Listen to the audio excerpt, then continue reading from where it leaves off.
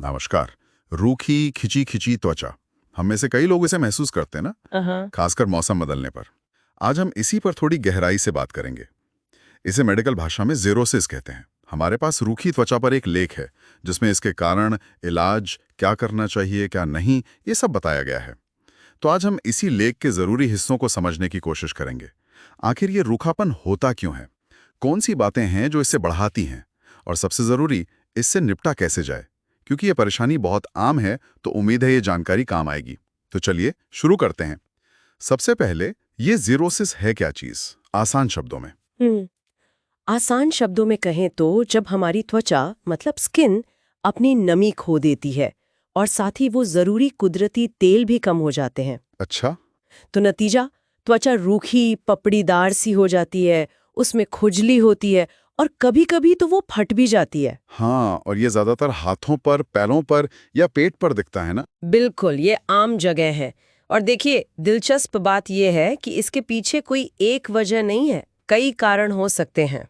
अच्छा। हाँ, लेख इन्हें कुछ हिस्सों में बांटता है। पहला है हमारा वातावरण, मतलब पर्यावरणीय कारक। जैसे समझ लीजिए सर्दियों की ठंडी सूखी हवा, या फिर बंद कमरों में एसी या हीटर चलने से हवा में नमी कम हो जाती है, वो भी एक कारण है। अरे हाँ, मतलब घर के अंदर की हवा भी। जी हाँ, और तेज धूप भी त्वचा से नमी खींच लेती है। और क्या कारण हो सकते हैं। दूसरा बड़ा कारण है हमारी जीवन शैली, हमारी आदतें। जैसे कि रोज बहुत गर्म पानी से नहाना।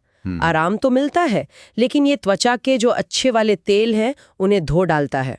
और कठोर साबुन या क्लींजर का इस्तेमाल करना, या फिर नहाते समय त्वचा को बहुत रगड़ना, ये सब नुकसान पहुंचाते हैं। समझ गया। फिर एक और चीज है उम्र। जैसे जैसे हमारी उम्र बढ़ती है, हमारी त्वचा की तेल बनाने की क्षमता थोड़ी कम होती जाती है। अच्छा, तो उम्र के साथ रूखापन बढ़ सकता है। हाँ, ये स्वाभाविक है। और आखिर में कुछ मेडिकल कारण भी हो सकते हैं। मेडिकल मतलब कोई बीमारी वगैरह। हाँ, जैसे एक्जिमा है, सोराइसिस है, थायराइड की कोई समस्या हो या डायबिटीज, ये सब रूखी त्वचा से जुड़े हो सकते हैं। पोषण की कमी भी एक वजह हो सकती है। और तो और कुछ दवाएं भी त्वचा को रूखा बना सकती हैं, जैसे वो डायूरेटिक्स होती हैं जो शरीर से पानी निकालती हैं। हाँ। या फिर मुहासों के इलाज में जो रेटिनॉइड्स इस्तेमाल होते हैं, वो भी त्वचा को सुखा सकते हैं। बाप रे, मतलब कई सारी वजह हैं। तो ये तो हो गए कारण। अब बात करते हैं हल की। अगर किसी को ये दिक्कत है तो लेख में क्या उपाय बताए गए हैं, कुछ आसान चीजें। हाँ बिल्कुल, लेख में कुछ बहुत ही बुनियादी पर असरदार उपाय हैं। सबसे पहला और सबसे जरूरी, मॉइस्चराइजर का इस्तेमाल रोजाना। मॉइस्चराइजर कौन सा। खासतौर पे ऐसी क्रीम या लोशन जो गाढ़ी हो और जिसमें खुशबू ना हो, जैसे सेटाफिल या सीरावी जैसे ब्रांड्स आते हैं। और सबसे अच्छा है कि इसे नहाने के ठीक बाद लगाया जाए। नहाने के ठीक बाद, ऐसा क्यों। क्योंकि तब त्वचा थोड़ी नम होती है ना, तो मॉइस्चराइजर उस नमी को त्वचा के अंदर लॉक करने में मदद करता है। अच्छा, ये बात है। इसके अलावा अपनी त्वचा का ध्यान नरमी से रखें। गर्म पानी के बजाय गुनगुने पानी से नहाएं। और ऐसे क्लींजर चुनें जिनमें साबुन ना हो, मतलब सोप फ्री हो। ठीक है। और हाँ, अगर आप सूखी जगह पर रहते हैं या घर में एसी या हीटर ज्यादा चलता है, तो एक ह्यूमिडिफायर का इस्तेमाल कर सकते हैं। वो हवा में नमी बनाए रखता है। और खाने पीने का भी कुछ रोल है, जैसे पानी वगैरह पीना। हाँ जी, बिल्कुल। शरीर को अंदर से हाइड्रेट रखना भी जरूरी है, तो खूब पानी पीना चाहिए।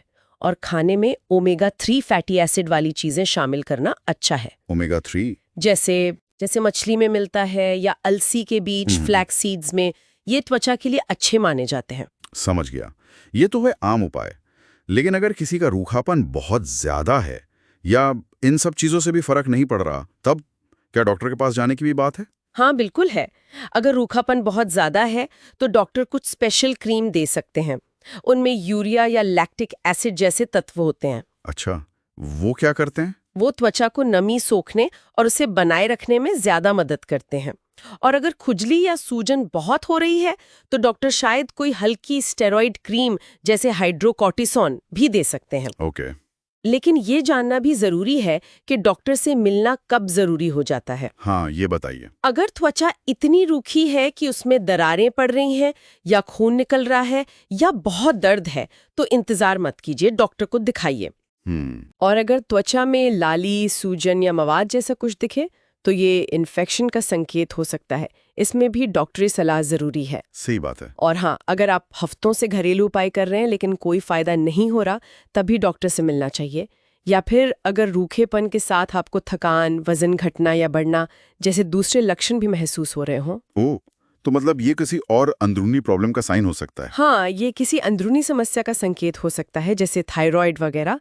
तो डॉक्टर से सलाह लेना जरूरी है। ये बहुत जरूरी बात बताई आपने। अच्छा, एक और चीज, क्या लेख में ऐसी बातों का भी जिक्र है जो इस समस्या को और बिगाड़ सकती हैं, मतलब ट्रिगर्स? हाँ, बिल्कुल। लेख में कुछ ट्रिगर्स बताए गए हैं जिनसे बचना चाहिए, जैसे बहुत गर्म पानी से नहाना, जिसकी बात हमने की भी थी। हाँ। वो त्वचा का तेल छीन लेता है। शरीर में पानी की कमी यानी डिहाइड्रेशन भी रूखापन बढ़ाती है। स्किन केयर प्रोडक्ट्स जिनमें अल्कोहल होता है वो भी त्वचा को और सुखा सकते हैं।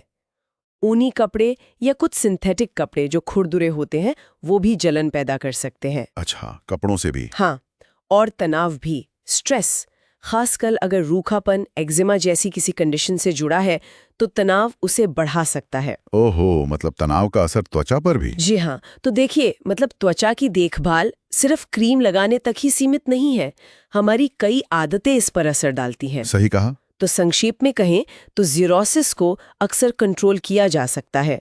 रोज मॉइस्चराइज करके, नहाने का तरीका सुधार के, हार्श प्रोडक्ट से बच के और मौसम से त्वचा को बचा के। लेकिन अगर प्रॉब्लम बनी रहती है या गंभीर हो जाती है तो फिर एक डर्मेटोलॉजिस्ट यानी त्वचा विशेषज्ञ से मिलना ही सबसे सही कदम है।